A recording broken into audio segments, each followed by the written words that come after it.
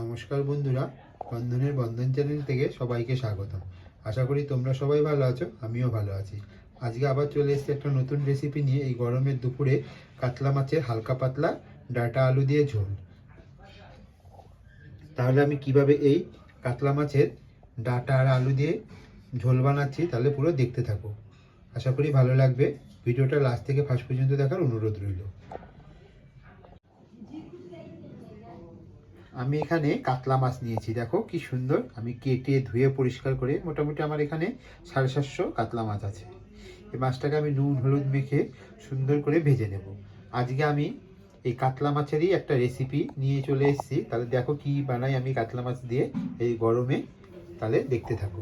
এদিকে গ্যাসে আমি একটা কড়াই বসিয়ে দিয়েছি। কড়াইটা আমার ভালো করে গরম হয়ে গেছে। এবার আমি কড়াইতে সাদা তেল দিয়ে মাছগুলো লাল লাল করে ভেজে নেব। আমি খুব ভালো করে দেখো নুন আর হলুদ মেখে নিয়েছি। এদিকে আমি গ্যাসে সাদা তেল দিয়ে দিয়েছি। তেলটাও আমার গরম হয়ে গেছে। একটু নুন ফেলে দিয়েছি মাছটা যেন না লেগে যায়। এবার আমি এক এক করে দিয়ে মাছগুলো ভেজে নেব।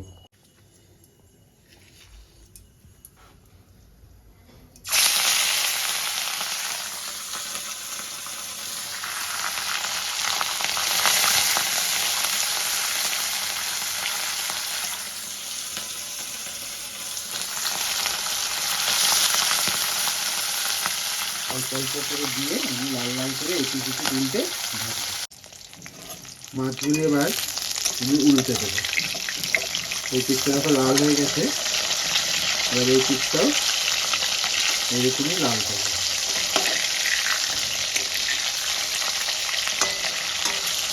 আমি এখন এই গরমে সবসময় হালকা পাতলা রেসিপি তোমাদের দেখাচ্ছি, আশা করি ভালো লাগবে। মাছগুলো আমার দু পিঠি লাল লাল করে ভাজা হয়ে গেছে। আমি এর থেকে খুব বেশি ভাজবো না। এবার মাছগুলো আমি একটা প্লেটের মধ্যে তুলে নেব। মাছগুলো ভেজে প্লেটে তুলে নিয়েছি। আর বাকি মাছগুলো আমি দিয়ে দিয়েছি। এই মাছগুলো আমি সেম লাল লাল করে ভেজে তুলে নেব। আমি সবগুলো মাছ ভেজে তুলে নিয়েছি। আমার মাছ ভাজার পরে এতটা তেল আছে। এবার আমি সামান্য একটু তেল অ্যাড করব। আমি এখানে এরকম লম্বা লম্বা করে আলু কেটে নিয়েছি আর এরকম সাদা ডাঁটা। এখন এই গরমের দিনে ডাঁটা দিয়ে আলু দিয়ে এরকম ঝোল খুব ভালো লাগবে। আমি কেটে পরিষ্কার করে ধুয়ে নিয়েছি। আমি মাছ ভাজার পরে একটু তেল অ্যাড করে দিয়েছি। দেখো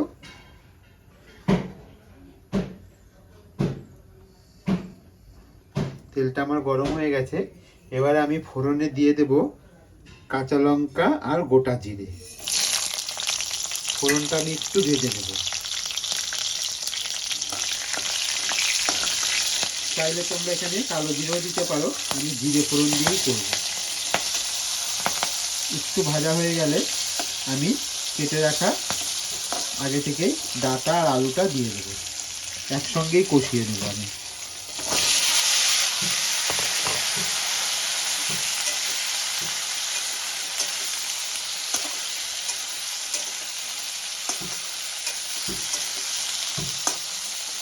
পরিমাণ মতো নুন আর হলুদ দিয়ে দেবো। আমি পরিমাণ মতো নুন আর হলুদ দিয়ে দিয়েছি। এবার আমি গ্যাসের ফ্লেমটা লো টু মিডিয়াম করে আমি ঢেকে দেবো 10 মিনিটের জন্য। 10 মিনিট হয়ে গেছে। এবার আমি ঢাকনাটা তুলে দেখে নেব। একটু নেড়ে দেবো। আলুগুলো আমার মোটামুটি এভাবেই ভালো করে ভাজতে থাকবে। ডাঁটা আলুটা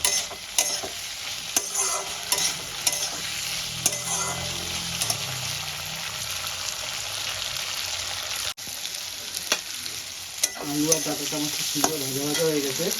এবার আমি আগে থেকে একটা মশলা ভিজিয়ে রেখেছিলাম। ধনে পাউডার, লঙ্কা পাউডার, হলুদ গুঁড়ো, সব গুঁড়ো মশলাটাকে আমি একটা বাটিতে আগে থেকে ভিজিয়ে রেখেছিলাম। কারণ গুঁড়ো মশলা দিলে জ্বলে যায়, চান্স থাকে। আর এইভাবে ভিজিয়ে দিলে তুমি জ্বলবে না আর সুন্দর হবে। এবার এই মশলাটার সঙ্গে খুব ভালো করে কষাবো।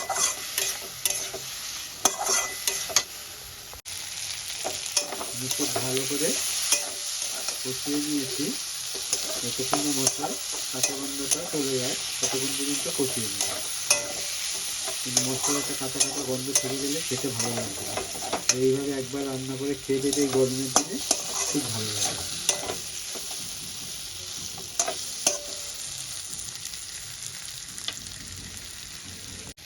মশলাটা দিয়ে আমার কষানো হয়ে গেছে, এবার আমি পরিমাণ মতো ঝোল দেব।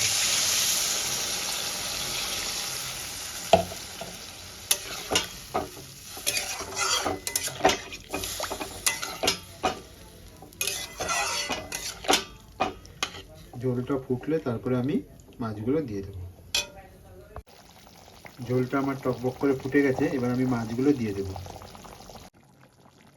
আমি সব মাছগুলো দেখো দিয়ে নিয়েছি, এবার আমি ভালো করে ফুটিয়ে নেব। কারণ ঝোলের মধ্যে দিয়ে ভালো করে ফোটালে মশলাটা মাছের ভিতরে ঢুকবে আর টেস্ট লাগবে। এরকম গরমের দিনে এরকম হালকা পাতলা রান্না অনেকের পছন্দ, আমারও খুব পছন্দ, তাই আমি করলাম। তোমাদের কার কার ভালো লাগে কমেন্টে জানিও। আশা করি আজকের রেসিপিটা ভালো লাগবে। দুপুরবেলা গরম গরম ভাতের সঙ্গে এরকম হালকা পাতলা মাছের ঝোল খুব ভালো লাগে, ডাঁটা আলু দিয়ে। তাহলে পুরো ভিডিওটা দেখার অনুরোধ রইল, লাস্ট থেকে ফার্স্ট পর্যন্ত স্কিপ না করে। এই সময় তোমরা নুনটা ঝালটা চেক করে নিও।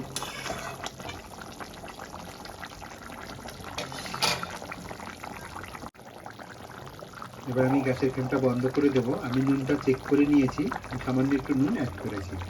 তাহলে অবশ্যই তোমরা বাড়িতেও বানিও আর আমাকে কমেন্টে জানিও। যারা যারা আমার চ্যানেলটা সাবস্ক্রাইবার করে নিয়েছো তাদেরকে জানাই অসংখ্য ধন্যবাদ।